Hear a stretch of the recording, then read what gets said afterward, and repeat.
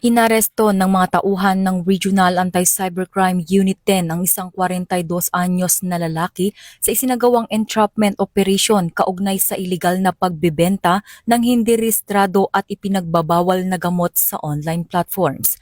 Ayon sa ulat, nagsagawa muna ng test buy operation ang mga otoridad kung saan nakabili sila ng hinihinalang produkto mula sa suspect.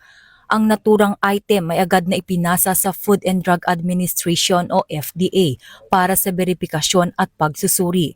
Batay sa resulta, nakumpirma na ang nasabing gamot ay hindi rehistrado at ipinagbabawal. Dahil dito muling nakipag-ugnayan ang mga otoridad sa suspect na nauwi sa isang entrapment operation na nagresulta sa kanyang agarang pagkakaaresto.